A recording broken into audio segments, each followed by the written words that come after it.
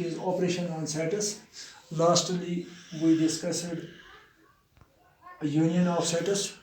Today we will try to understand what is meant by intersection of sets and difference of sets, and what are the properties of sets, and how can we represent a intersection of sets through diagrams. Now, according to definition of intersection of sets, let A and B are two sets. The intersection of A and B is the set of all those elements which are common to both A and B. आप ये समझ गए होंगे कि intersection of ए और B में क्या elements होंगे. जो सेट ए इंटरसेक्शन बी से बनेगा उसमें क्या एलिमेंट्स होंगे. उसमें वो तमाम एलिमेंट्स आएंगे जो दोनों सेटों में कॉमन होंगे. जो सेट ए और सेट बी में कॉमन होंगे वो एलिमेंट्स किस सेट में आएंगे. सेट ए इंटरसेक्शन बी में. So in mathematics we use symbols. Mathematics has its own language. We use symbols to represent things. So we use a symbol. This is symbol for intersection. This is symbol used to denote intersection of sets. Intersection of sets. This symbol. This is intersection of sets. Now if we write A intersection B, we write just like this: A intersection B, A intersection B, and it is read as A intersection B, A intersection B. This is read as A intersection B, A intersection B. And symbolically this whole definition can be written as, symbolically we write this definition as, symbolically we can write A intersection B is all those elements which are common to both A and B. There's all elements X such that X belongs to set A and X belongs to set B. X belongs to set B.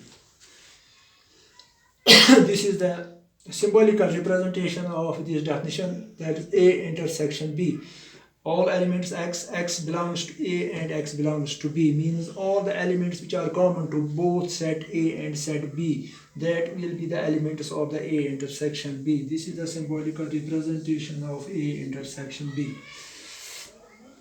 तो इसको हम एक Venn diagram visual representation of this definition is, हम एक rectangle बनाएंगे. Rectangle, this is known as universal set. We represent a universal set by rectangles. We write here in this corner U, capital U. This represents universal set. If A and B are its subsets, set A intersection of A and B, subsets are represented by circles. If this is set A and this is set B, we see that intersection of these two sets is this portion. This portion, I will shade this portion. Yes, this is intersection. This shaded portion represents intersection of A and B. This represents A intersection B. This is A intersection B. The shaded portion represents A intersection B. This is the visual representation of our definition. A intersection B. This is A intersection B. A intersection B. This shaded portion. This is A intersection B. Now let us note this definition. Note it down before rubbing this board.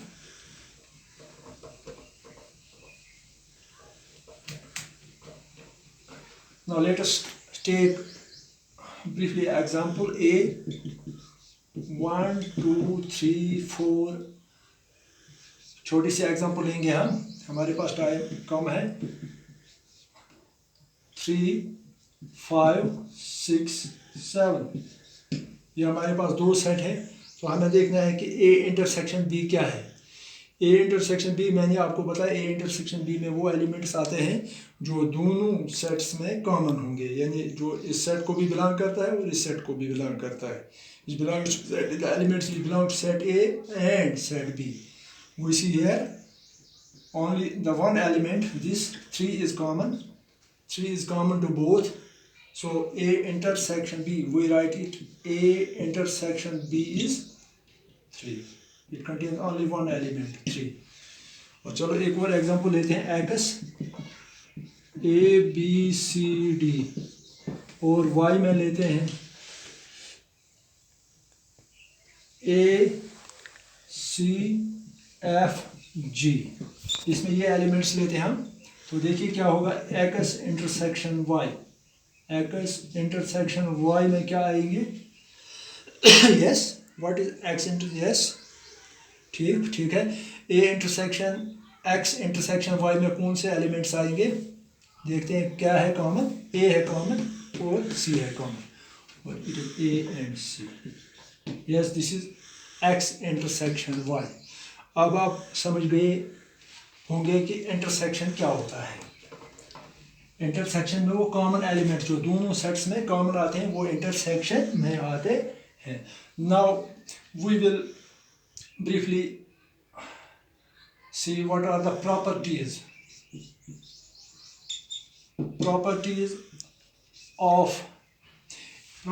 of intersection of operation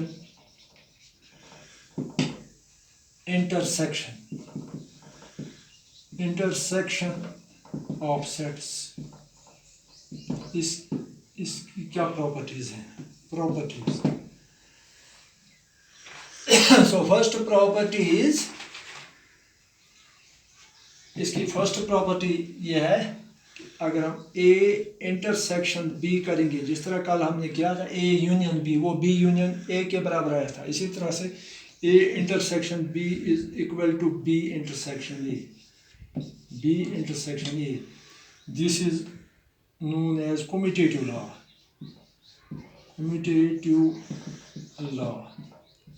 commutative law holds good.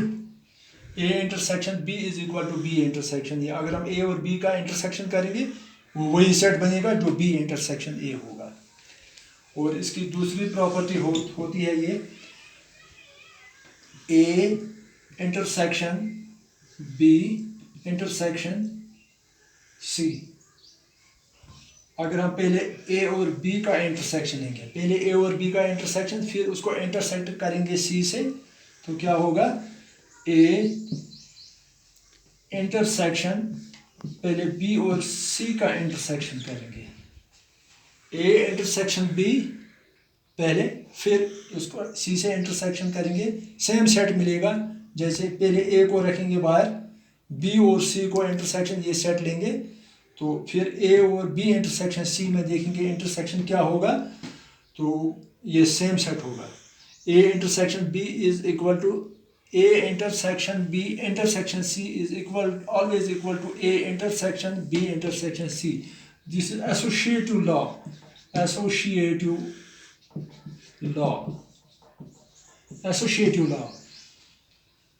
आप आराम से example set ए में कुछ elements लेंगे और B में कुछ elements लेंगे, फिर ए इंटरसेक्शन बी करेंगे, वो देखेंगे क्या बी इंटरसेक्शन ए के बराबर होगा। इसी तरह से ए और बी का इंटरसेक्शन पहले करेंगे, उसको इंटरसेक्शन सी के साथ करेंगे, फिर यहाँ पर बी और सी का इंटरसेक्शन करेंगे, उसको ए के साथ इंटरसेक्शन करेंगे, फिर देखेंगे ये सेट बराबर है, एलएचएस और आरएचएस बराबर आएगा। This law is known as associative law. और इसकी तीसरी प्रॉपर्टी ये होती है, अगर हम ए इंटरसेक्शन फाई करेंगे, ए इंटरसेक्शन फाई, तो ये ए इंटरसेक्शन फाई ये किसके बराबर आता है, फाई के बराबर, ये फाई के बराबर है। A intersection phi is phi, यानी फाई मीन्स एम्पटी सेट। अगर हम एक सेट लेंगे ए, तो उसको एक एम्पटी सेट के साथ इंटरसेक्शन करेंगे तो वो फाई के ही बराबर आता है। या अगर हम एक और प्रॉपर्टी है इसकी, अगर हम यू यूनिवर्सल सेट यू, इसको इंटरसेक्शन करेंगे ए के साथ, तो that is A, that is A, that is A, that is A. This is known as law of A, phi and U. This is law of phi and universal set U. Law of these both combined are known as A intersection phi is equal to phi. U universal set intersection A के बराबर आता है. These both are known as law of phi and U. तो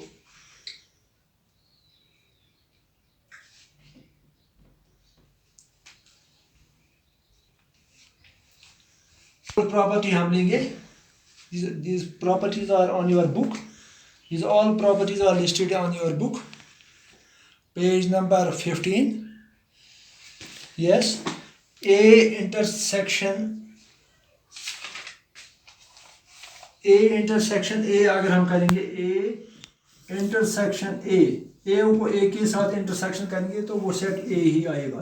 This is known as idempotent law. Idempotent law. This is idempotent law. These are some properties. एक और property है intersection की. A intersection B union C ये बराबर होती है A intersection B और इसका यूनियन होता है A intersection C. A intersection C. This is known as distributive law. Here distributive law holds good. Distributive law. Distributive law also holds good here in the intersection of sets.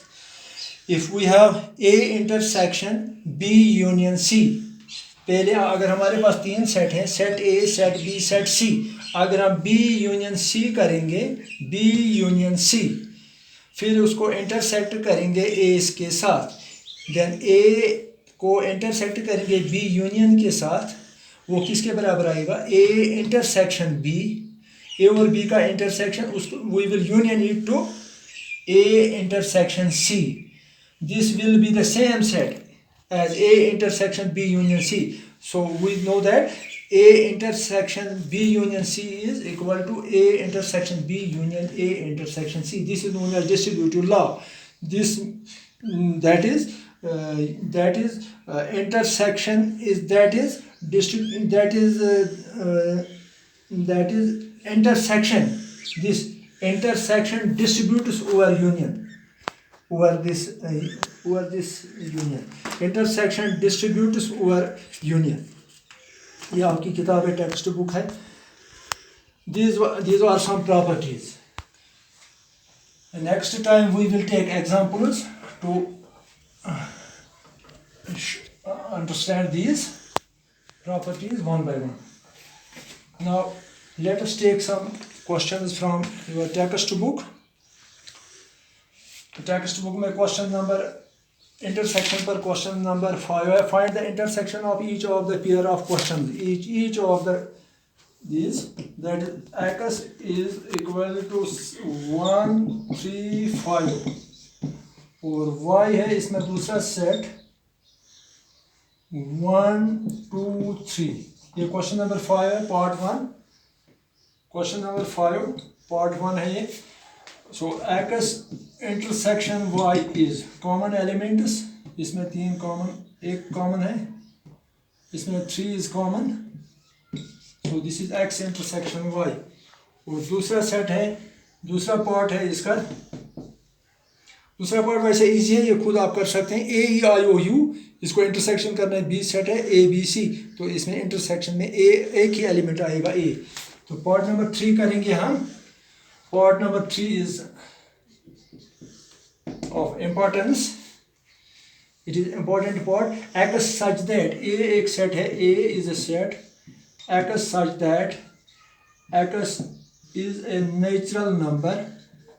X is a natural number and multiple of 3 ये एक set है। और दूसरा set है x such that x is a natural number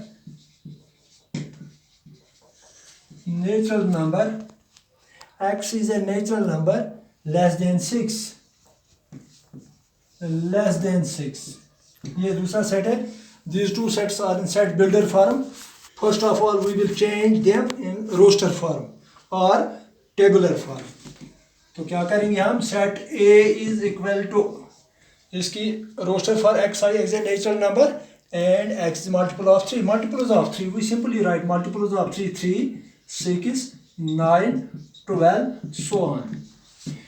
और दूसरा set B, it is also in builder form x such that x is a natural number less than 6. तो B की रोस्टर फॉर्म इस तरह आएगी, B will be just like this, elements x such that x is a natural number less than 6. Natural numbers start from 1 2 3 4 5, it is less than 6. Only those natural numbers which are less than 6. Now you know that natural numbers start from 1, so first element will be 1 here and 2 3 4 5 because it is less than 6. It is from 1 to here is 6, it is less than 6 5. यहाँ तक ही आएंगे ये elements. अगर आप number line पर देखेंगे ये natural number start from 1 and go to infinity. We just put here 3 dots. These 3 dots represent that the multiples of 3 are unlimited. They go to infinity. They go to infinity. They are endless. Natural numbers are endless. They begin from 1 and they are endless. They have no end. Because if we add 1 to a natural number, we get a new natural number. So we can say that natural numbers are endless. You should know why natural numbers are endless. And this is one question. Part number 4, x a is a set, x I is a natural number, 1 x is greater than 1 and less or equal to 6. और b इसमें है x such that x is a natural number and x is greater than 6 and less than 10. इसको भी आप roster form में change करेंगे, roster form में change करके फिर इसका इंटरसेक्शन देखेंगे। तो इसका एक और पार्ट है, a is 1 2 3, b इसकी भी आपको a यहाँ पर हमें